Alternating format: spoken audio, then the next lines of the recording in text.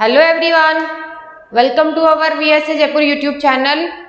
So student, today we will discuss chapter number 4 which is carbon and its compound, and this chapter is very important for your board examination. इससे पहले मैं आपको एक video और upload कर चुकी हूँ जिसमें हमने चैप्टर नंबर 1 एंड 2 को कवर किया है, तो उस वीडियो को जरूर देखिएगा एग्जाम देने से पहले. Okay, let's start.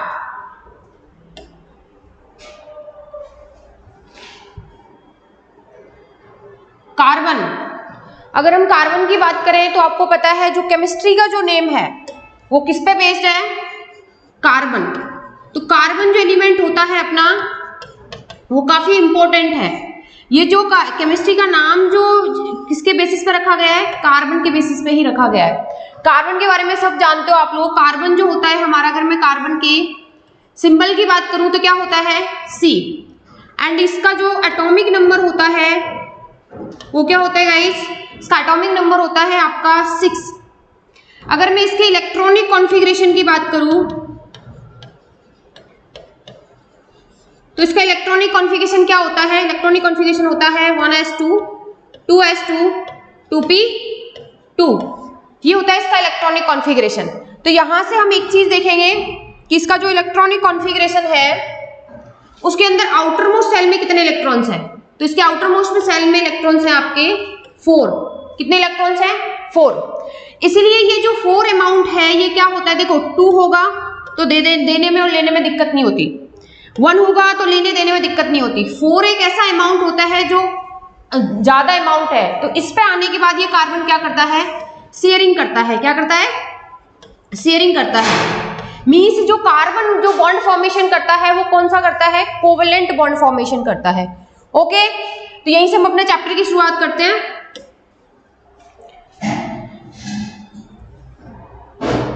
कार्बन के सबसे पहले हम कुछ एलोट्रोप्स के बारे में हम कुछ देखना चाहेंगे पहले कि कार्बन जो होता है वो एलोट्रोपी नेचर शो करता है. What is mean by allotrope?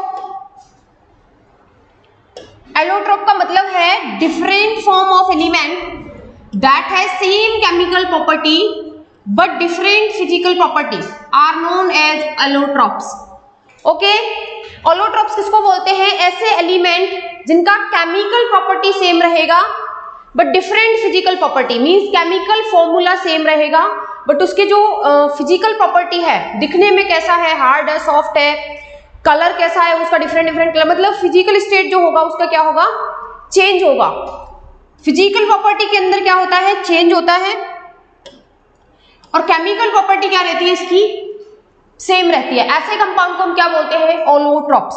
तो जो अपना कार्बन है वो 3 टाइप्स के एलोट्रोप से शो करता है. First one is diamond, second one is graphite and third one is Buckminster fluorine. तो पहले बात करेंगे हम डायमंड की. डायमंड क्या होता है? डायमंड के अंदर ये जो कार्बन होता है, देखो डायमंड का ये स्ट्रक्चर है. अगर मैं डायमंड के स्ट्रक्चर की बात करूं, आपने देखा नहीं होगा. डायमंड के बारे में वैसे सब लोग जानते हैं, आपकी मम्मियां पहनती होंगी डायमंड का गोल्ड ज्वेलरीज वगैरह पहनते हैं. तो उसका जो स्ट्रक्चर होता है, अगर मैं उसकी बात करूं तो उसके अंदर जो ये एक कार्बन होता है, ये जो एक कार्बन होता है ये 4 डिफरेंट कार्बन के साथ क्या होता है? बॉन्डेड होता है. 4 डिफरेंट कार्बन के साथ बॉन्डेड होता है इस तरीके से. और किस फैशन में होता है? टेट्राहेड्रल फैशन में. किस फैशन में होता है? टेट्राहेड्रल फैशन में होता है. मींस यहाँ पे जो कार्बन है उसका अगर मैं क्या निकालना चाहूँ? हाइब्रिडाइजेशन, तो क्या आएगा आपका? sp3. sp3 पे कैसी शेप होती है? टेट्राहेड्रल शेप होती है. ओके, तो अगर आपसे कोई पूछे कि कार्बन का जो एलोट्रोप है डायमंड, उसके अंदर जो कार्बन है उसका हाइब्रिडाइजेशन स्टेट क्या होता है और पूछा भी जाता है, तो इसका हाइब्रिडाइजेशन स्टेट होता है sp3 which is tetrahedral in geometry. Okay,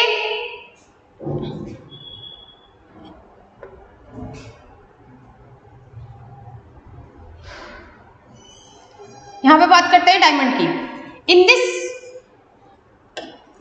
in this carbon atom is bonded to 4 other atom of carbon. Means carbon के साथ ही 4 कार्बन से अटैच होता है, फॉर्मिंग 3 डायमेंशनल स्ट्रक्चर. कैसे स्ट्रक्चर बनाते हैं? 3 डायमेंशनल स्ट्रक्चर.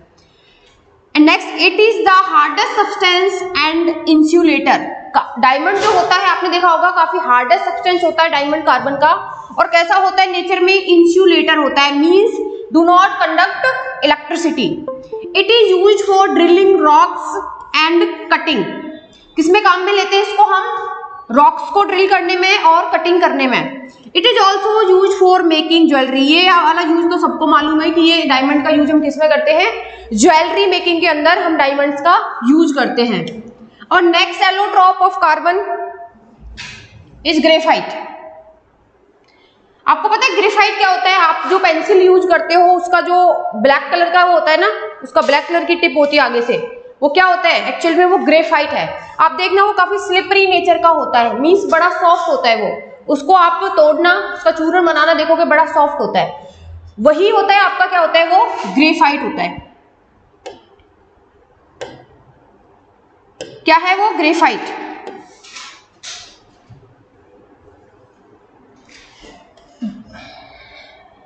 ग्रेफाइट क्या होता है? In this each carbon atom is bonded to 3 other carbon atom in the same plane। किसमें होता है? एक कार्बन, देखो डायमंड के अंदर एक कार्बन 4 कार्बन के साथ अटैच था, लेकिन ग्रेफाइट के अंदर each carbon atom is bonded to 3 other carbon atom in the same plane. Same plane का मतलब हमने जब डायमंड की स्ट्रक्चर देखी थी तो वहां हमने देखा था कि कार्बन जो था वो 4 कार्बन के साथ अटैच था इन 3 dimensional structure, okay, in tetrahedral fashion. And here in graphite, graphite के अंदर क्या होता है? सेम प्लेन के अंदर लाई करते हैं और जो कार्बन होता है वो अदर 3 कार्बन के साथ क्या होता है? बॉन्डेड होता है। तो इसका स्ट्रक्चर देख लेते हैं। इसका स्ट्रक्चर कुछ ऐसा होता है ग्रेफाइट का। यहां पे देखो, अगर मैं इस कार्बन की बात करूं, ये जो कार्बन है आपका 1, 2 एंड 3 कितने कार्बन के साथ बॉन्डेड है? 3 कार्बन के साथ बॉन्डेड है इस तरीके से। और अगर 3 और यहाँ पे एक डबल बॉन्ड भी होता है, ओके। तो यहाँ पे अगर मैं इस कार्बन का हाइब्रिडाइजेशन स्टेट निकालना चाहूँ, निकालो उसका हाइब्रिडाइजेशन 1, 2, 3। ये तो पाई बॉन्ड है, पाई बॉन्ड को हम हाइब्रिडाइजेशन में काउंट नहीं करते, only sigma bond plus lone pair यही करते हैं हाइब्रिडाइजेशन में। तो यहाँ पे देखो 1, 2 एंड 3 कितने सिग्मा बॉन्ड है? 3। तो कितना हाइब्रिडाइजेशन क्या हो गया? sp2। आपने हाइब्रिडाइजेशन तो पढ़ा ही होगा। हाइब्रिडाइजेशन हो गया इसका sp2। और sp2 का शेप कैसा होता है? sp2 का शेप होता है प्लेनर। कैसा होता है? प्लेनर। ये आपका प्लेनर शेप का होता है। प्लेनर का मतलब एक ही प्लेन में लाई करता है, सेम प्लेन। देखो यहां पे लिखा हुआ है, ये किस में लाई करता है? सेम प्लेन के अंदर लाई करता है। जो यहाँ पे कार्बन एटम्स होते हैं वो सेम प्लेन के अंदर लाई करते हैं, इन द सेम प्लेन। क्या इन द सेम प्लेन। और कैसी स्ट्रक्चर देता है? हेक्सागोनल एरे टाइप स्ट्रक्चर होती है इसकी। Graphite is a smooth and slippery. कैसा होता है नेचर में? स्मूथ होता है और स्लिपरी नेचर का होता है। Graphite is also a very good conductor of electricity. आपको डिफरेंस मालूम होना चाहिए ग्रेफाइट के और डायमंड के बीच में। जो डायमंड था वो इंसुलेटर था और यहाँ पे जो ग्रेफाइट है वो कैसा है आपका?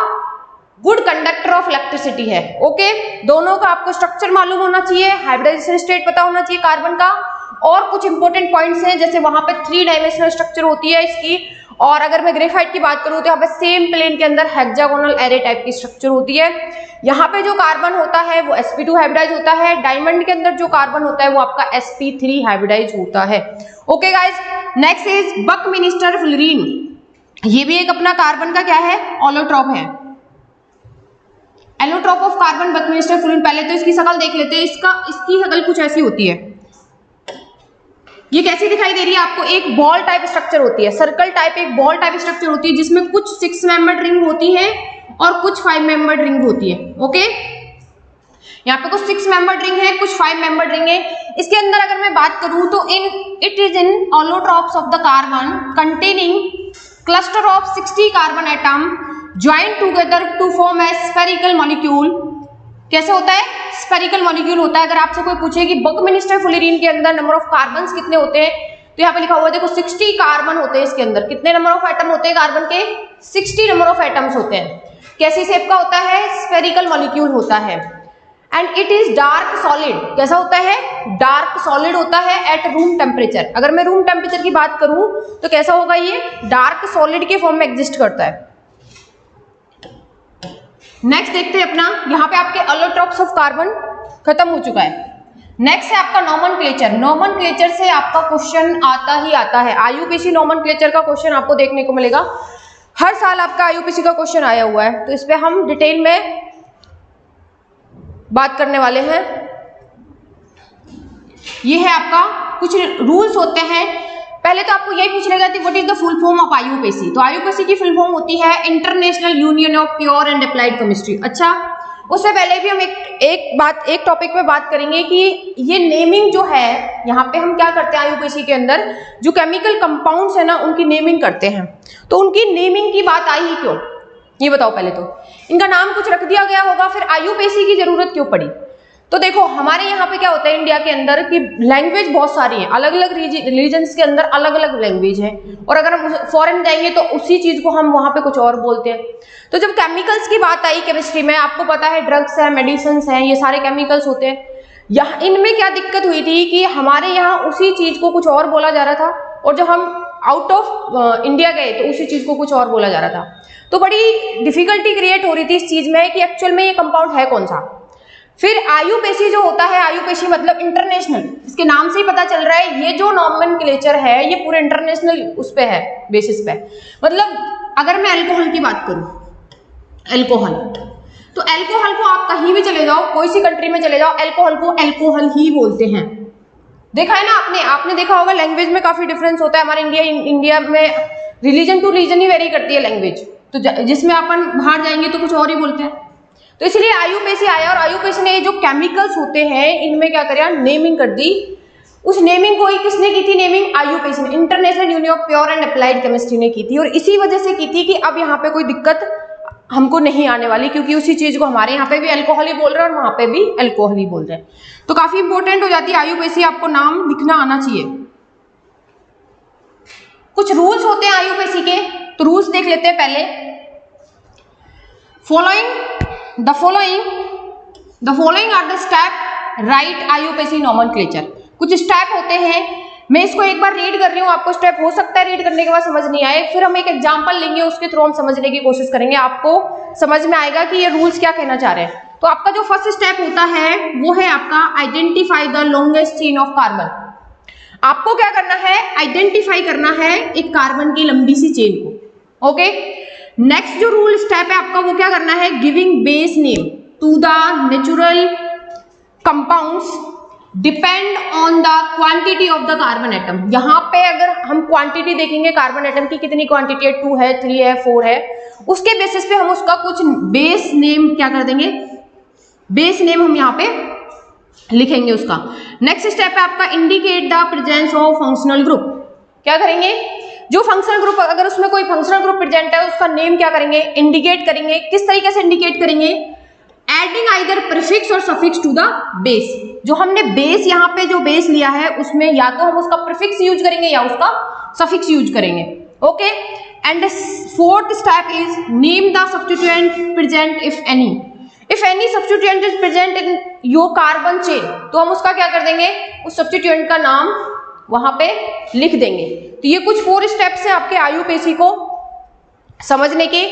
समझ में नहीं आया कोई बात नहीं, अगर हम आगे हम एग्जांपल लेंगे और समझेंगे कि ये रूल्स क्या कहना चाह रहे हैं एक्चुअल में। अभी सुनते जाओ आप लोग, मैं कुछ चीजें बता रही हूँ, पहले आईयूपीएसी समझने से पहले, कुछ एग्जांपल लेने से पहले इन चीजों के बारे में आपको नॉलेज होनी चाहिए। हमारा एक होता है प्रीफिक्स, क्या होता है प्रीफिक्स, एक होता है आपका वर्ड रूट एंड एक होता है आपका सफिक्स। प्रीफिक्स का मतलब क्या होता है, हम प्रीफिक्स में किस किस को कंसीडर करते हैं ये आपको मालूम होना चाहिए।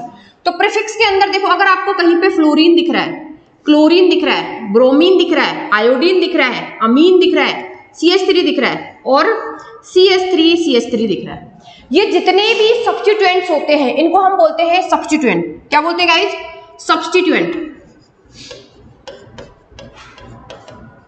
इसको बोलते हैं हम सब्स्टिट्यूएंट। ये क्या है अपने सब्स्टिट्यूएंट। देखो आईयूपीएसी बहुत बड़ा है अपने आप में, आप क्लास 11th के अंदर आईयूपीएसी का बहुत बड़ा पढ़ने वाले हो, लेकिन यहाँ पे आपका बेसिक है आईयूपीएसी का, तो हम बेसिक ही समझेंगे, आपके क्वेश्चन जहां से आते हैं हम उस चीज को समझने की कोशिश करेंगे। तो अगर आपको ये कहीं पे दिखाई दे रहा है कौन कौन सा, फ्लोरीन, क्लोरीन, ब्रोमीन, आयोडीन, अमीन, CH3, इसको बोलते हैं इथाइल, इसको बोलते हैं मिथाइल, ये जितने भी होते हैं, अगर ये कहीं पे कार्बन की चेन में आपको दिखाई दे रहे हैं तो उसको हम एज अ सब्स्टिट्यूएंट कंसीडर करते हैं, और जो सब्स्टिट्यूएंट होते हैं उनके लिए हम प्रीफिक्स का यूज करते हैं। ये बात समझ में आई? नेक्स्ट चलते हैं अपने वर्ड रूट के अंदर। वर्ड रूट का मतलब होता है कि आपके कंपाउंड में नंबर ऑफ कार्बन एटम जो आपने सेलेक्ट किए कार्बन की चेन लंबी सी, उसके अंदर आपका नंबर ऑफ कार्बन एटम्स कितने हैं। अगर आपका carbon atom number of carbon atom 1 है तो हम यूज करते हैं मैथ। अगर आपका कार्बन एटम 2 है तो यूज करते हैं eth. In case of 3 prop, 4 but, 5 pent, 6 hex, 7 hep, 8 oct, 9 non and 10 dec. इतना ही आपके आता है। ओके, अगर इतने नंबर ऑफ कार्बन एटम्स हैं आपके, 1 है तो हम मैथ यूज कर लेंगे, 2 है तो एथ। इस तरीके से ही you have to learn these word root. Next है आपका सफिक्स। सफिक्स जो यूज करते हैं वो करते हैं हम कुछ फंक्शनल ग्रुप्स के लिए। अब ये फंक्शनल ग्रुप क्या होता है? फंक्शनल ग्रुप अगर ये होते हैं, अगर आपको आपके कंपाउंड्स के नेम में OH कहीं पे दिखाई दे रहा है, OH क्या है यहाँ पे एक फंक्शनल ग्रुप होता है। CHO क्या है? एल्डिहाइड, ये भी एक फंक्शनल ग्रुप है। ये है आपका कीटोन, ये भी फंक्शनल ग्रुप है। And COOH means carboxylic acid. ये चारों आपके क्या होते हैं? फंक्शन। और भी होते हैं लेकिन आपके सिलेबस में इतना ही है। तो ये 4 आपके क्या है यहाँ पे? फंक्शनल ग्रुप्स होते हैं। अगर आपको कहीं पे एल्कोहल फंक्शनल ग्रुप दिखाई दे रहा है, ये वाला फंक्शनल ग्रुप, तो इसके लिए जो सफिक्स यूज करेंगे वो करेंगे हम ऑल। अगर आपका एल्डिहाइड है तो क्या करेंगे? अल। अगर आपको इस टाइप का कोई सब्स्टिट्यूएंट वो फंक्शनल ग्रुप दिखाई दे रहा है उसके लिए हम सफिक्स यूज करते हैं ONE, on. And next one is carboxylic acid, उसके लिए हम करते हैं ओइक एसिड। क्या यूज करते हैं? Oic acid. ओके, ये आपको याद रखना है नाम लिखने से पहले।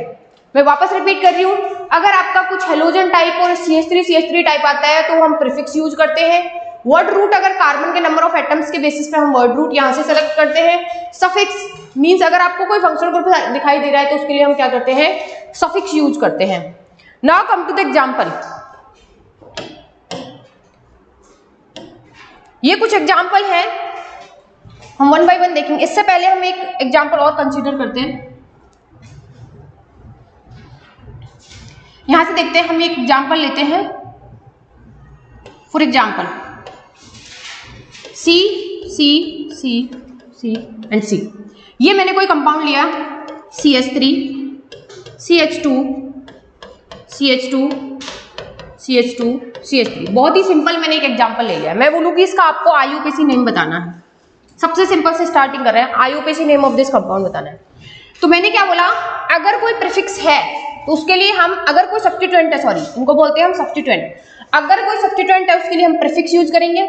वर्ड रूट किसके लिए यूज करते हैं? जो हम कार्बन की चेन सेलेक्ट कर रहे हैं उसमें नंबर ऑफ कार्बन एटम कितने हैं उसके बेसिस पे हम वर्ड रूट सेलेक्ट कर लेते हैं। नेक्स्ट वन इज, अगर आपका कोई फंक्शनल ग्रुप है तो उसमें हम फंक्शनल ग्रुप का सफिक्स यूज करते हैं। अगर मैं इस कंपाउंड की बात करूं तो यहाँ पे कोई भी आपको सब्स्टिट्यूएंट दिखाई दे रहा है क्या? बोले तो नहीं है, इनमें से कोई नहीं है। सबसे पहले हमारा काम होता है कार्बन की लॉन्गेस्ट कार्बन चेन को सिलेक्ट करना। तो यहाँ पे अगर मैं लॉन्गेस्ट कार्बन चेन की बात करूं तो 1, 2, 3, 4 एंड 5। 1, 2, 3, 4 एंड 5। कितने की कार्बन की चेन हो गई आपकी? नंबर ऑफ एटम कितने हो गए कार्बन चेन में? 5। मैंने ये वाली कार्बन की चेन सेलेक्ट कर ली।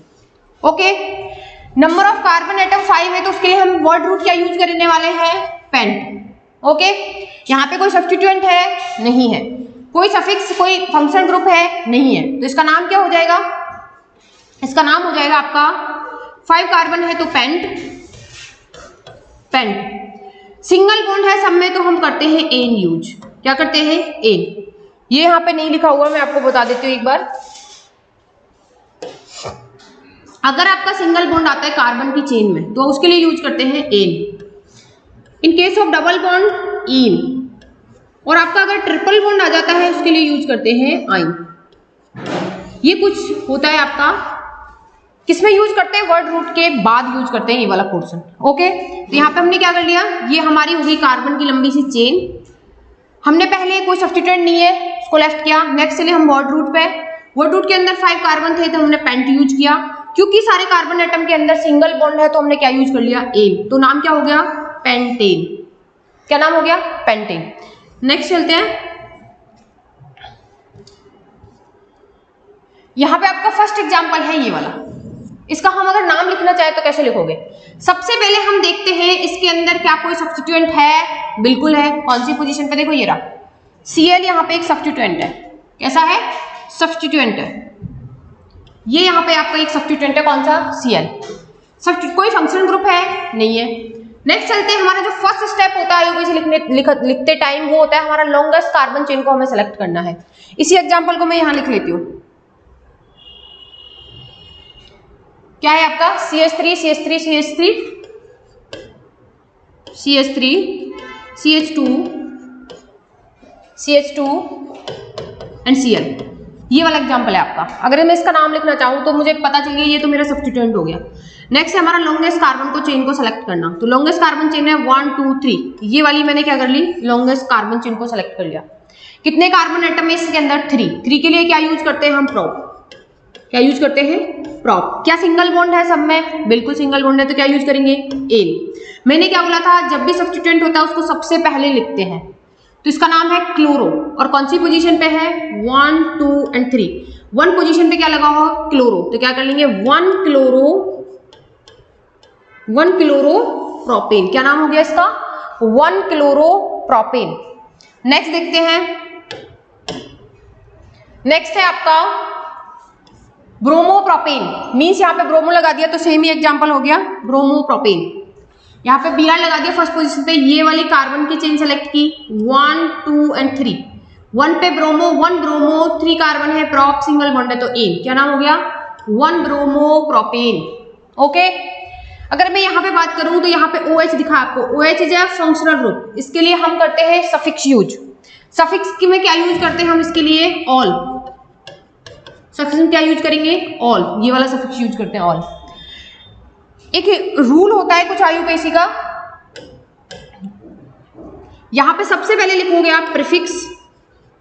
ये फॉर्मूला होता है plus word root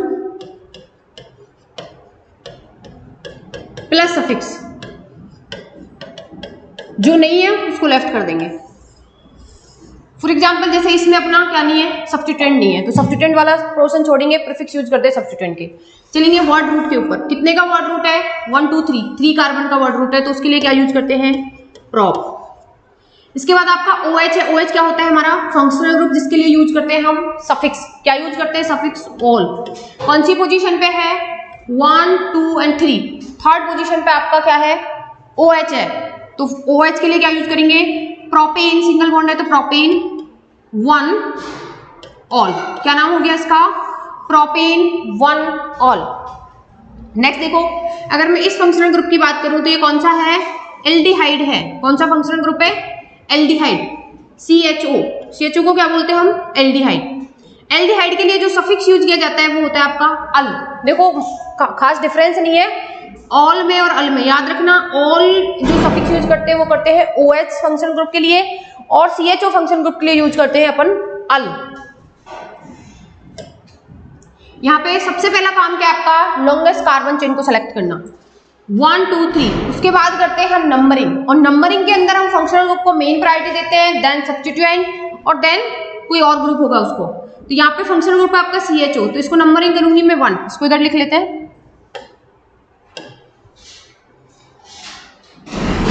CH3 CH2 C double bond O and H। Longest carbon chain को सेलेक्ट करते हैं। ये वाली होगी आपकी लॉन्गेस्ट कार्बन चेन। कितने एटम है लॉन्गेस्ट कार्बन चेन के अंदर? 3 एटम है। नंबरिंग करना स्टार्ट करेंगे, तो नंबरिंग हम किसको करेंगे? जिधर से फंक्शनल ग्रुप को प्रायोरिटी मिले, तो 1 2 and 3। 3 number of carbon atoms हो गए आपके कार्बन चेन के अंदर। 1 पे क्या लगा हुआ है? एल्डिहाइड। इसके लिए हम सफिक्स यूज करते हैं। क्या यहाँ पे कोई प्रीफिक्स है? नहीं है। नेक्स्ट चलेंगे वर्ड रूट। वर्ड रूट कितने का है? 3। 3 के लिए क्या यूज करते हैं? प्रॉप। क्या आपका यहाँ पे सारा का सारा सिंगल बॉन्ड है? बिल्कुल है, सिंगल बॉन्ड प्रोपेन। इसके लिए क्या यूज करते हैं? इसके लिए यूज करते हैं अल। और कौन सी पोजीशन पे? 1, तो 1 अल। ये आपका नाम हो गया। तो काफी सिंपल हो जाता है समझ में आने के बाद। ये सारी चीजें आपको लर्न करनी है, इनमें कोई भी कुछ नहीं कर सकता, ये आपको लर्न ही करना पड़ेगा। ओके, नेक्स्ट देखते हैं। देखो नेक्स्ट है आपका यहाँ पे प्रोपेनॉन। क्या नाम है? प्रोपेनॉन। देखना जरा 1 2 3। सबसे पहले कार्बन की चेन को सेलेक्ट किया 1 2 3। ये आपके कार्बन की चेन सेलेक्ट हो गई। नंबरिंग करते हैं 1 2 एंड 3। 2 पे आया आपका ऑन, क्या है 2 पे ऑन, तो क्या नाम हो जाएगा 1 2 3। 3 के लिए क्या यूज करते हैं प्रोप। सिंगल बॉन्ड है एन, सेकेंड पोजीशन पे ऑन, प्रोपेन 2 ऑन, ये आपका नाम हो गया इसका आईयूपीएसी। नेक्स्ट देखते हैं ये कौन सा फंक्शनल ग्रुप का है, ये है आपका कार्बोक्सिलिक एसिड। कार्बोक्सिलिक एसिड के लिए जो हम सफिक्स यूज करते हैं वो करते हैं ओइक एसिड। क्या यूज करते हैं ओइक एसिड। यहाँ पे हम सबसे पहले हमारा कार्बन की चेन सेलेक्ट करेंगे तो 1 2 एंड 3। एक चीज याद रखना, यहाँ पे फंक्शनल ग्रुप का जो कार्बन होता है इन बोथ 3 केसेस, इन सारे 3 केसेस के अंदर इसमें इसमें और इसमें तीनों में कार्बन को हम काउंट करते हैं अपनी कार्बन की चेन के अंदर। तो यहाँ पे देखो 1 2 3, 1 पे है ओइक एसिड, ओके, तो नाम क्या हो जाएगा प्रोपेन 1 ओइक एसिड। क्या नाम हो गया इसका propane 1 oic acid, propane 1 oic acid. And next one is ये आपका ट्रिपल बॉन्ड। ट्रिपल बॉन्ड के लिए क्या यूज करते हैं हम आइन, क्या यूज करते हैं आइन, तो नाम क्या हो गया, नंबरिंग करेंगे 1 2 एंड 3। 3 के लिए क्या यूज करेंगे प्रोप। फर्स्ट पोजीशन पे क्या है आइन, तो बोल देंगे प्रोपाइन। क्या नाम हो गया इसका प्रोपाइन। तो ये है आपका आईयूपीएसी। इसमें आपको प्रैक्टिस करनी है, प्रैक्टिस से ही आपको आईयूपीएसी आएगा, ओके। तो आपके ये क्वेश्चंस आते हैं बोर्ड में, तो इनकी प्रैक्टिस करिए। अब हमारे पास एक क्वेश्चन है, आप इसको पहले सॉल्व करिए, उसके बाद इसका आंसर देखिए, ओके। तो इसमें पूछा आपसे draw the structure of the following compounds. आपको यहाँ पे ड्रॉ करना है structure of the following compound. Means आपको दे रखा है इथेनोइक एसिड, जबकि जब भी आपको किसी कंपाउंड का नेम दे रखा हो और उसकी स्ट्रक्चर आपको ड्रॉ करनी है, तो उसमें एक चीज याद रखना, जैसे जैसे मैं आपको बोल रही हूँ आप उसी तरीके से फॉलो करोगे, आपका नाम एकदम करेक्ट हो जाएगा। इसमें पूछा आपको नाम लिखना है इथेनोइक एसिड। सबसे पहले नाम देखते ही आपको देखना है उसका वर्ड रूट। वर्ड रूट क्या है यहाँ पे देखना गाइस, एथ। एथ मींस 2 कार्बन का वर्ड रूट है, ओके। 2 कार्बन के लिए हम क्या यूज करते हैं एथ का यूज करते हैं। एथेन मींस एन का मतलब है सिंगल बॉन्ड है कार्बन कार्बन के बीच में, तो इतना हो गया। उसके बाद है ओइक एसिड। अब यहाँ पे 1 2 पोजीशन नहीं बताई, 1 को हम कई बार नहीं लिखते हैं, तो मींस यहाँ पे कहना चाह रहा है कि 1 पे क्या है oic acid. Oic means carboxylic acid. और आपको पता है गाइस कार्बोक्सिलिक एसिड का कार्बन हम अपनी कार्बन की चेन में सेलेक्ट करते हैं, तो मींस यहाँ पे क्या लगा हुआ है oic acid means COOH, okay. अब हमें लास्ट में क्या करना होता है, हमने इतना किया इथेनोइक एसिड। लास्ट में आपको करना है कार्बन की वैलेंसी को कंप्लीट। इस कार्बन की अगर मैं बात करूं तो कार्बन के 4 बॉन्ड बनाते हैं कार्बन, तो 1 2 3 एंड 4 इसकी वैलेंसी कंप्लीट है। इसने देखो एक ही बॉन्ड बना रखा है, मींस यहाँ पे आपके 3 हाइड्रोजन लगाने पड़ेंगे आपको इस तरीके से। अगर अब मैं आपको बोलूं कि इसका नाम लिखो आईयूपीएसी, तो अब आप यही आएगा इसका आईयूपीएसी नेम। देखो यहाँ पे हमने कार्बन की चेन को सिलेक्ट किया, ये वाली कार्बन की चेन सेलेक्ट कर ली, इसके लिए वर्ड रूट क्या आएगा एथेन। सिंगल बॉन्ड है तो क्या आ जाएगा एथेन। नेक्स्ट आपका फर्स्ट पोजीशन पे क्या है ओइक एसिड। फर्स्ट पोजीशन को हम लिखते नहीं है, तो क्या हो जाएगा इथेनोइक एसिड। और आपसे यहाँ पे उल्टा पूछा है, आपको नेम देके आपको क्या करना है स्ट्रक्चर बतानी है, ओके। नेक्स्ट देखते हैं, नेक्स्ट वन इज ब्रोमोपेंटेन। क्या है ब्रोमोपेंटेन। मैंने क्या बोला, सबसे पहले आपको वर्ड रूट पे फोकस करना है। वर्ड रूट कितने का है 5 कार्बन का, तो पहले आप इस तरीके से 5 कार्बन का वर्ड रूट लिख लो 1 2 3 4 एंड 5, ओके। नेक्स्ट स्टेप होगा आपका, देखोगे कि कहीं पे क्या कोई डबल बॉन्ड ट्रिपल बॉन्ड या सिंगल बॉन्ड है। अगर सिंगल बॉन्ड है तो एन यूज करेंगे, तो इसमें सबके कार्बन कार्बन एटम के बीच में क्या है यहाँ पे सिंगल बॉन्ड है। नेक्स्ट आपका ब्रोमोपेंटेन मींस फर्स्ट पोजीशन पे आपके क्या लगा हुआ है ब्रोमीन एटम लगा हुआ है, तो या तो आप इसको मान लो फर्स्ट पोजीशन या इसको मान लो, किसी पे भी लिख दो, आपका नाम दोनों तरफ से सही है। इतना लिखने के बाद एट लास्ट आपको क्या करना होता है, सिर्फ कार्बन की वैलेंसी कंप्लीट करनी होती है। और किस तरीके से, अगर कार्बन एक बॉन्ड बना रहा है 3 हाइड्रोजन, 2 बना रहा है 2 हाइड्रोजन, मतलब 4 करना है टोटल बॉन्ड प्लस हाइड्रोजन। अगर मैं इस कार्बन की बात करूं तो इसमें एक बॉन्ड बना रखा है, मींस इस पे 3 हाइड्रोजन आएंगे। कितना आएगा 3 हाइड्रोजन। देखो इसने 2 बॉन्ड बना रखे हैं, तो कितना हाइड्रोजन आएगा 2 हाइड्रोजन आएगा। इसने भी 2 बना रखे हैं, इस पे भी 2 हाइड्रोजन आपको ऐड करना है, इस पे भी 2 हाइड्रोजन। अगर आप इसको फॉलो करोगे ना स्टेप बाय स्टेप, तो आपका नाम बिल्कुल आप करेक्ट लिखोगे, कोई भी दिक्कत नहीं आएगी। इसका अगर मैं नाम बोलना चाहूँ तो क्या हो जाएगा 1 2 3 4 5 के लिए यूज करेंगे पेंट, सिंगल बॉन्ड है तो एन, और 1 पे ब्रोमो है तो क्या लिखेंगे ब्रोमो, सॉरी उल्टा कर दिया, सब्स्टिट्यूएंट पहले आता है, मतलब ब्रोमोपेंटेन, क्योंकि सब्स्टिट्यूएंट है ना भैया, तो उसको हम प्रीफिक्स के तौर पे लिखते हैं, तो क्या आ जाएगा bromopentane. Next is butanone. Butanone, but means 4 carbon atom, सबसे पहले वर्ड रूट लिखो 4 कार्बन एटम। ओके, नेक्स्ट है आपका एन, मीन सिंगल बॉन्ड है कार्बन कार्बन एटम के बीच में। नेक्स्ट है आपका ओन। ओन सफिक्स किसके लिए यूज करते हैं हम? ओन सफिक्स यूज करते हैं हम कीटोन के लिए। ओके, और आपको पता है जो कीटोन जो फंक्शनल ग्रुप होगा ना, वो आपके टर्मिनल पोजीशन पे कभी नहीं होता, क्योंकि कीटोन होता क्या है? कीटोन होता है आपका ये, मीन्स यहाँ पे इसको दोनों साइड पे क्या चाहिए? आर ग्रुप प्रेजेंट होना चाहिए, तभी उसको क्या बोलते हैं? हम कीटोन बोलते हैं। अगर आपने इधर एच लगा दिया तो वो एल्डिहाइड हो जाएगा। तो मीन्स यहाँ पे आएगा आपका कीटोन, फर्स्ट पोजीशन पे आता है ketone.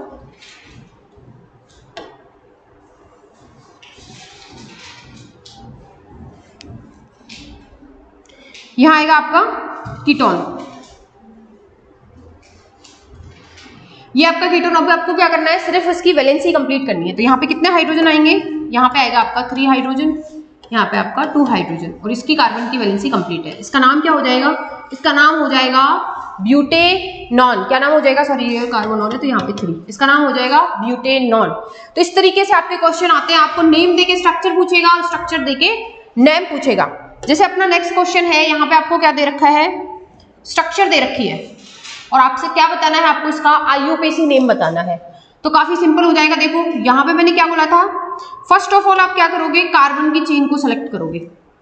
How many carbon atom in this carbon chain? 2 carbon atom, 1 and 2, numbering करेंगे 1 and 2। 2 के लिए वर्ड रूट क्या यूज करते हैं हम लोग? वर्ड रूट करते हैं एथ। सिंगल बॉन्ड है क्या? तो एन। सबसे पहले आपको यही करना होता है, सबसे पहले आप वर्ड रूट देखो, उसके बाद देखो कार्बन कार्बन के बीच में कौन सा बॉन्ड है। In case of single bond use करते हैं ane, in case of double bond use करते हैं ene, and in case of triple bond we use yne. Okay, अभी तक हमने सारे के सारे सिंगल बॉन्ड वाले देखे हैं, तो उसके लिए हम एन यूज करते आए। अभी आपका डबल बॉन्ड भी है यहाँ पे।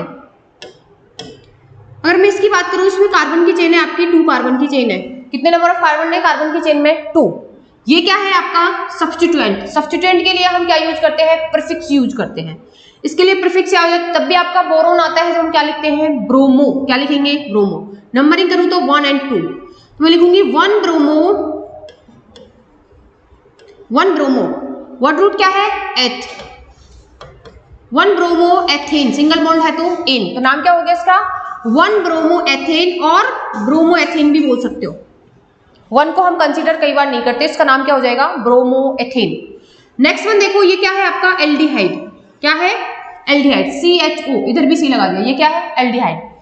मैंने बोला था एल्डिहाइड के कार्बन को हम कार्बन की चेन में सेलेक्ट करते हैं। तो अगर मैं यहाँ पे बात करूँ, कोई सब्स्टिट्यूएंट है?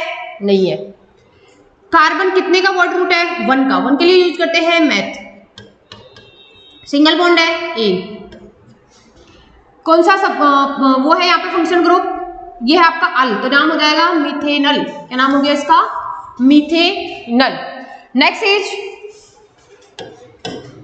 देखो, यहां से अगर मैं कार्बन की चेन सेलेक्ट करना चाहूं तो 1 2 3 4 5 6, कितने की कार्बन की चेन सेलेक्ट कर ली मैंने? 6 कार्बन की चेन सेलेक्ट कर ली। 6 के लिए हम क्या वर्ड रूट क्या यूज करते हैं? हेक्स। क्या यहाँ पे सिंगल बॉन्ड है? नहीं है। यहाँ पे एक बार अपना क्या हो चुका है? ट्रिपल बॉन्ड आ चुका है। ट्रिपल बॉन्ड की पोजीशन देखेंगे तो कौन सी पोजीशन पे है? 1 पे ट्रिपल बॉन्ड है, तो हेक्स 1 आइन। क्या नाम हो गया? हेक्स 1 आइन। तो इस तरीके से हम, अगर आपको स्ट्रक्चर गिवन हो तो आईयूपीएसी नेम लिखना आना चाहिए आपको, और अगर आपको नेम गिवन हो तो उससे आपको आईयूपीएसी उसका स्ट्रक्चर बनाना आना चाहिए। दोनों तरह के क्वेश्चन आपको एग्जाम में पूछे जाते हैं। यहाँ पे कुछ कंपाउंड्स के आपके इंपॉर्टेंट कंपाउंड्स हैं कार्बन के, ये भी आपको पूछे जाते हैं, इनकी रिएक्शंस पूछ लेते हैं। तो important compound, important carbon compound कौन कौन से दे रखे हैं आपके सिलेबस में है? Ethanol and ethanoic acid. Ethanol and ethanoic acid. अब नाम से पता चला, ethanol means alcohol, means all. All के लिए क्या यूज करते हैं हम? OH। And this one is ethanoic acid, means carboxylic acid. कौन सा एसिड है ये? Carboxylic acid. कैसा दिखता है कार्बोक्सिलिक एसिड? आपको कुछ ऐसा होता है, OH। ये वाला जो फंक्शनल ग्रुप है उसको बोलते हैं हम कार्बोक्सिलिक एसिड। और ऑल मीन्स होता है alcohol, all means alcohol. Ethanoic means carboxylic acid. Okay, ये दो कंपाउंड्स आपके सिलेबस में कार्बन्स के, और इनसे क्वेश्चन पूछा जाता है। ये है आपका इथेनॉल। इथेनॉल का फॉर्मूला क्या होता है? देखो, दो कार्बन है तो 2 कार्बन वाला ऑल है। ये क्या है? 2 कार्बन वाला ऑल को क्या बोलते हैं? इथेनॉल बोलते हैं। कॉमनली नोन एज एल्कोहल, इसको कॉमनली किससे जाना जाता है? एल्कोहल से। Okay, in addition because it is a good solvent it is also used in medicine such as tincture, iodine, cough syrup and many tonics. इसको, ये क्या होता है आपका? गुड सॉल्वेंट होता है, इसलिए इसको काफी मेडिसिन के अंदर क्या किया जाता है? यूज किया जाता है। Next is ethanol is also soluble in water. अगर आपको कोई पूछे कि इथेनॉल जो होता है क्या वो सोल्यूबल होता है वाटर के अंदर, तो बिल्कुल होता है। जो आपके जितनी भी वाइन्स वगैरह होती है उनमें सब में क्या होता है? अल्कोहल के नाम पे इथेनॉल ही होता है, ना कि मिथेनॉल या प्रोपेनॉल कुछ नहीं होता। कौन सा होता है? इथेनॉल ही यूज होता है। अल्कोहल होता है ना, उसमें इथेनॉल यूज होता है। It is also soluble in water. आपने देखा होगा वाइन के अंदर पानी डालते हैं तो सोल्यूबल होती है, तो वही वाला इथेनॉल है ये। Ethanol is soluble in water in all proportional, काफी अच्छे से सोल्यूबल होता है ये वाटर के अंदर। Consumption of small quantity dilute ethanol causes a drunkenness. क्या है? Drunkenness. Even though this practice is condemned, it is socially widespread practice. Okay, तो हम इसको अल्कोहल में यूज करते हैं मेनली। क्या कहना चाह रहे हैं कि अल्कोहल में यूज कैसे कर? अल्कोहल को वाटर के साथ हम काफी सॉल्युबल होता है तो इसको हम यूज करते हैं हमारे ड्रिंकिंग पर्पज के लिए। However, intake of even a small quantity of pure ethanol called absolute alcohol can be lethal. Also, long-term consumption of alcohol leads to many health problem. Means ये जो अल्कोहल होता है ये आपको काफी प्रॉब्लम क्रिएट कर सकता है। अगर आपको कैसे ले ले इसको? एब्सोल्यूट अल्कोहल ले ले, मीन्स उसमें कोई पानी डाल के आप ना पियो और अल्कोहल इंटेक कर लो डायरेक्ट, तो आपको क्या हो सकता है? ये आपको क्या करेगा? हेल्थ में काफी प्रॉब्लम क्रिएट कर सकता है। और आप देखते भी हो काफी लोगों की लीवर डैमेज हो जाता है, पता नहीं क्या क्या हो जाता है। नेक्स्ट है आपका, नेक्स्ट है chemical property of ethanol. Means इसकी कुछ अभी हमने जो देखी थी वो थी फिजिकल प्रॉपर्टी, अब देखने वाले हम कुछ chemical property. Chemical property means यहाँ पे हम देखेंगे जिसकी केमिकल रिएक्शन। जब भी केमिकल प्रॉपर्टी की बात आती है तो हम देखते हैं केमिकल रिएक्शंस। ओके, तो केमिकल रिएक्शन की अगर मैं बात करूं, रिएक्शन विद सोडियम, अगर आप अल्कोहल की रिएक्शन सोडियम के साथ कराते हो, मेटल के साथ कराते हो, तो सोडियम की रिएक्शन कराएंगे हम इथेनॉल के साथ, तो देखो क्या बन रहा है? यहाँ पे एक सोडियम इथॉक्साइड बनता है। और इसमें ये इंपॉर्टेंट हो जाता है कि कौन सी गैस रिलीज होती है? आपकी हाइड्रोजन गैस रिलीज होती है, ये मालूम होना चाहिए। When ethanol is react with sodium metal, which gas is involved? Hydrogen gas. Okay, यही क्वेश्चन पूछा जाता है कि जब भी हमारा अल्कोहल किसी मेटल के साथ रिएक्ट करता है तो कौन सी गैस निकलती है? कौन सी आती है? Hydrogen gas. Alcohol react with sodium leading to the evolution of hydrogen gas. With ethanol, the other product is sodium ethoxide. और जो अदर प्रोडक्ट बना है ये कौन सा आपका? इसका नाम होता है सोडियम इथॉक्साइड। ये है रिएक्शंस, ये आपको लर्न करनी है as it is. Okay, next देखते हैं हम, heating ethanol at 443 kelvin with excess concentrated sulphuric acid H2SO4 result in the dehydration of ethanol to give ethene. Means यहां पे अगर मैं बात करूं इस कंपाउंड की, तो यहां पे है आपका CH3 CHOH।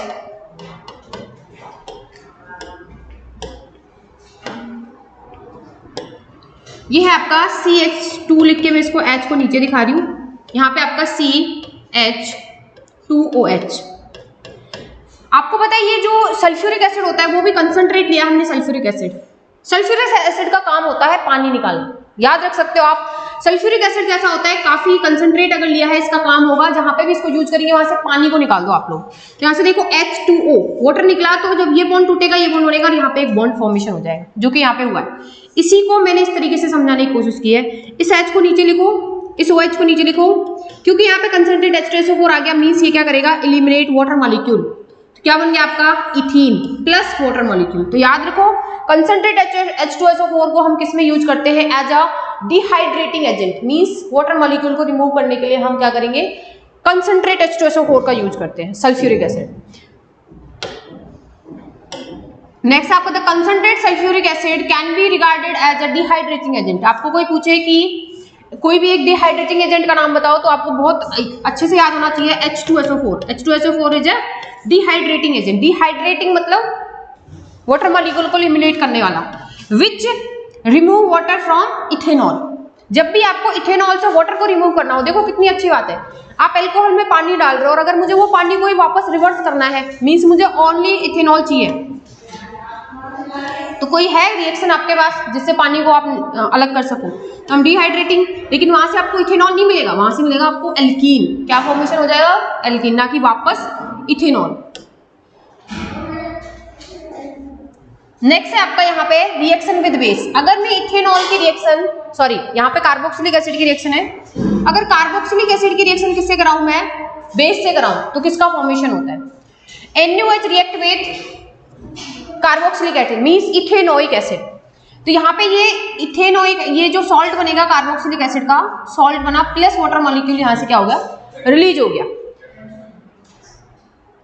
And next reaction है reaction with carbonates and hydrogen carbonates. Ethanoic acid react with carbonates and hydrogen carbonates to give rise to a salt, carbon dioxide and water. The salt produced is commonly called sodium acetate. क्या बोलते हैं इसको? Sodium acetate. Means जब भी आप carboxylic acid की reaction किससे कराओगे? कार्बोनेट से कराओगे या फिर बाइकार्बोनेट से कराओगे, तो यहाँ पे क्या मिलेगा आपको? कार्बोक्सिलिक एसिड का एक सॉल्ट मिलेगा अलॉन्ग विद H2O मॉलिक्यूल और CO2 गैस। ये आपको याद रखना है कि इसमें साइड प्रोडक्ट क्या मिलता है। तो साइड प्रोडक्ट आपको वाटर एंड CO2 गैस यहाँ पे रिलीज होती है। जब भी आप किसकी? कार्बोक्सिलिक एसिड की या तो कार्बोनेट के साथ या फिर बाइकार्बोनेट्स, इसको बोलते हैं बाइकार्बोनेट्स, NaHCO3, इसको बोलते हैं सोडियम बाइकार्बोनेट, इसको बोलते हैं सोडियम कार्बोनेट। दोनों ही केस में आपको along with sodium carboxylic salt और sodium metal of carboxylic salt के साथ क्या मिलेगा? Water molecule plus CO2 gas भी आपको प्रोडक्ट के फॉर्म में मिलती है। नेक्स्ट इज लास्ट है ये टॉपिक आपका salt and soap and detergent. ये इससे क्वेश्चन आपका आता ही आता है बोर्ड एग्जाम में, सोप एंड डिटर्जेंट से। सोप और डिटर्जेंट के बारे में देखो, the molecule of soap are sodium and potassium salt of long chain of carboxylic acid. होता क्या है यहाँ पे? हम एक सोडियम या पोटेशियम सॉल्ट की एक लंबी सी कार्बन की चेन लेते हैं, उसके साथ क्या करते हैं हम? वो कार्बन की चेन कैसी सेलेक्ट करते हैं? जहाँ पे एक पार्ट होता है आपका आयनिक विद वो अच्छा समझते हैं पहले। एक कार्बन की लंबी सी चेन लेते हैं हम, जिसके अंदर हम क्या करते हैं? इस तरीके से एक सोडियम का सॉल्ट ले लिया जिसमें ये माइनस और ये प्लस के फॉर्म में होता है। इट मीन्स मैं कह सकती हूँ यहाँ पे एक लंबी सी कार्बन की चेन है और ये वाला जो पार्ट होता है वो कैसा होता है आपका? आयनिक पार्ट होता है, ओके। और ये वाला जो पार्ट होता है वो कैसा है आपका? ये होता है आपका नॉन पोलर पार्ट। कैसा होता है? Non polar. और ये कैसा होता है? आयनिक को क्या बोलेंगे हम? ये होता है आपका पोलर पोर्शन, ओके। कोई ऐसी इलेक्ट्रोलाइट या ऐसा हम क्या लेते हैं यहाँ पे? मॉलिक्यूल लेते हैं जिसकी एक पोर्शन क्या होता है? नॉन पोलर होता है और एक पोर्शन कैसा होता है आपका? पोलर होता है। और जो आपका जो ये वाला पोर्शन होता है इसको बोलते हैं हम हाइड्रोफोबिक। क्या बोलते हैं? हाइड्रोफोबिक। और ये जो पोलर पोर्शन होता है इसको बोलते हैं हम हाइड्रोफिलिक। Hydrophilic, okay. इसको बोलते हैं hydrophobic and hydrophilic. What is mean by hydrophobic and hydrophilic? Hydro means water H2O और फोबिक मीन्स फोबिया। मीन्स ये जो होगा वो हेट करेगा किससे? वाटर से। मतलब वाटर से ये क्या कहाँ जाना चाहेगा? दूर जाना चाहेगा। एंड हाइड्रोफिलिक मीन्स होता है, फिलिक मीन्स लविंग, मीन्स ये वाटर के पास आना चाहता है, ये वाटर से लव करता है और ये वाटर से क्या करता है? हेट करता है। रिपल्सन करेगा हाइड्रोफोबिक वाला पार्ट और अट्रैक्शन शो करेगा हाइड्रोफिलिक वाला पार्ट, ओके। तो ऐसा कोई इलेक्ट्रोलाइट हम कंसीडर करते हैं for the formation of salt, for the formation of salt. Next है आपका यहाँ पे soap molecule thus form structure called micelle where one end of the molecule is towards the oil droplet while the ionic end face outside. This form of an emulsion in water. इसको क्या बोलते हैं हम? इसको बोलते हैं emulsion in water। इसका एक अलग से नाम होता है, क्लास 12th में पढ़ोगे आप emulsion in water का केस, ओके। नेक्स्ट है आपका the soap micelle thus help in pulling out the dirt in water and we can wash our clothes clean. The magnesium and calcium salt present in hard water react with soap molecule to form an insoluble product called scum. This scum create difficulty to cleaning action. Basically मैं आपको समझाती हूँ होता क्या है। जब भी हमें क्लॉथ को क्लीन करना होता है, उसके पीछे का मैकेनिज्म क्या होता है? तो उसके पीछे का मैकेनिज्म होता है आपका, होता क्या, हम एक ऐसा सॉल्ट, ऐसी इलेक्ट्रोलाइट लेते हैं, हम एक ऐसा इलेक्ट्रोलाइट कंसीडर करते हैं जिसका एक पार्ट होता है आपका पोलर और एक पार्ट होता है आपका नॉन पोलर। ओके, ये होता है आपका पोलर। इससे हम क्या करते हैं, अपना सोप या डिटर्जेंट का फॉर्मेशन करते हैं। कैसे करते हैं आपको पता है, ये वाला जो पोर्शन है वो क्या है, वाटर हीटिंग। कैसा है, वाटर हीटिंग। और ये वाला जो पोर्शन होता है वो होता है आपका वाटर लविंग। मैंने एक टब के अंदर पानी लिया इस तरीके से, यहाँ पे पानी है, मैंने क्या बताया कि ये वाला पोर्शन क्या है, वाटर हीटिंग, मतलब ये दूर रहना चाहेगा, और ये वाला क्या है, वाटर लविंग, मीन्स ये वाटर के पास रहना चाहता है। तो यहाँ पे जो हम क्या करते हैं, यहाँ पे मैंने लिया, तो ये जो मॉलिक्यूल है इसका हम कंसंट्रेशन लेते हैं कुछ, ये जो मॉलिक्यूल है ये अपने आप को इस तरीके से एग्रीगेट करता है, किस तरीके से, कि ये वाला पोर्शन वाटर के पास आएगा और ये वाला पोर्शन वाटर से दूर जाएगा। तो किस तरीके से अरेंज करते हैं इसको, इस तरीके से अरेंज करते हैं हम। यहाँ पे होता है आपका पोलर पोर्शन, इस तरीके से ये मॉलिक्यूल अपने आप को इस तरीके से अरेंज करता है, इस तरीके से। यहाँ पे होता है आपका पोलर पोर्शन और ये वाला पोर्शन होता है आपका non polar means water heating, polar means water loving. ये जो स्ट्रक्चर बन के तैयार होता है आपको, इसको बोलते हैं हम मिसेल। क्या बोलते हैं, मिसेल। इसी का नाम होता है मिसेल। ये जो मिसाइल होता है, आपको पता है आपके जो क्लॉथ के अंदर जो डर्ट होता है वो कैसा होता है आपका, वो होता है आपका यहाँ पे नॉन पोलर, ऑर्गेनिक होता है वो।